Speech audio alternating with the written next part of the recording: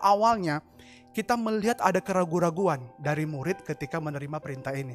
Mungkin kalau kita hari ini, kita udah tahu Tuhan bangkit. Karena kita jadi pembaca Alkitab yang sudah penuh. Udah kanon ya, udah penuh, kita bisa lihat cerita dengan luar biasa.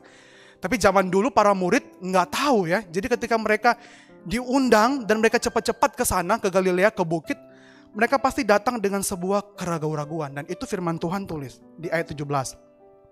Ketika mereka melihat dia, mereka menyembah, ini sebelum terima perintah ya. Tetapi beberapa orang ragu-ragu. Kenapa ragu-ragu? Karena kita bisa melihat para murid gagal. Gagal apa? Gagal mengingat firman Tuhan. Yang Tuhan bilang, Tuhan pasti bangkit.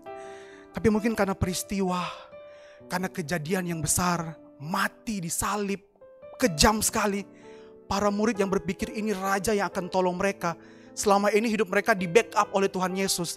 Tapi Tuhan yang luar biasa, mati. Sehingga mereka ragu-ragu. Dan keraguan-raguan itu bisa menggambarkan 3 hal. Yang pertama, benar gak sih ini Tuhan? Karena mereka belum berjumpa dengan Tuhan secara langsung. Hanya dengar perintah dari malaikat kepada perempuan-perempuan. Ini benar gak sih Tuhan yang kasih perintah?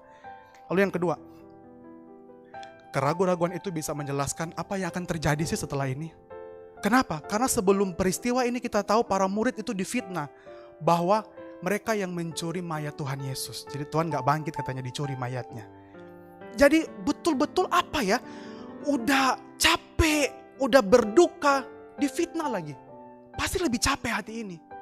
Wah, jadi ketika Tuhan datang mereka betul-betul tersungkur, ragu-ragu tapi mau menggambarkan kondisi hati mereka pada waktu itu. Lalu yang ketiga, keraguan-raguan itu juga bisa menjelaskan sebuah pertanyaan. Di mana mereka mungkin bertanya, Tuhan, bagaimana sih kisah hidup kami setelah ini? Karena mereka masih kepengen hidup mereka tuh seperti zaman dulu. Zaman di mana mereka tuh berjaya, zaman Daud ya, berjaya hebat. Karena kita nanti akan lihat di Kisah Rasul ketika Tuhan udah naik ke sorga, mereka masih mengharapkan Tuhan memulihkan kerajaan Israel. Tetapi perhatikan, ketika mereka datang dengan penuh keraguan-raguan, datang dengan penuh kebimbangan, apa respon Tuhan? Kita lihat di ayat 18. Sama-sama kita baca di depan. 1, 2, 3. Yesus mendekati mereka dan berkata, kepadaku telah diberikan di sorga, dan Tuhan gak menolak mereka yang ragu-ragu. Tuhan gak suruh pulang. Tuhan gak mengabaikan. Tuhan juga gak marah. Karena Tuhan ngerti. Dalam keraguan-raguan itu, Tuhan yang adalah Bapa, dia datang, dia mendekat. Dan dia bilang, tenang, sekarang tenang. Kepadaku telah diberikan segala kuasa di sorga dan di bumi. Karena dia Allah yang menang.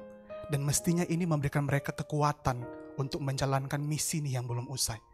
Makanya pengertian ini bisa berarti 2. Ketika Tuhan datang mendekat kepada mereka, datang mendekat, mengatakan hal ini bisa berarti Tuhan mau bilang bahwa aku ini punya kuasa yang unik dan spesial. Dan tidak ada kuasa atau makhluk lain yang mampu mengalahkan. Dan Tuhan ini loh, yang hari ini panggil kamu datang ke bukit untuk kasih perintah. Mestinya kamu jangan ragu-ragu. Amin? Karena dia terbukti dia menang. Menang lebih daripada pemenang. Dan dia yang akan pakai apa? Bukan pakai orang lain, sekali lagi pakai murid. Bukan pakai yang lain. Untuk meneruskan misinya Tuhan di dunia ini. Maka pengertiannya ini apa? Tuhan cuma mau bilang 2 hal. Yang pertama, dengan adanya kuasa dari Tuhan Yesus, para murid jangan ragu-ragu, jangan takut, tetap lanjutkan hidup. Tetapi karena mereka murid, Tuhan gak mau murid cuma sekedar hidup. Hari ini pun sama. Tuhan gak mau kita hanya sekedar beribadah, lalu pulang sama seperti orang di luar sana. Urus anak, urus ini, urus itu, kerja cari uang, lalu sudah beres. Setiap hari dengan hal-hal yang sama.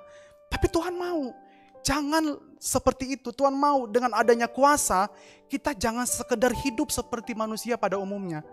Tapi kita lanjutkan, tuntaskan misi Tuhan yang belum usai.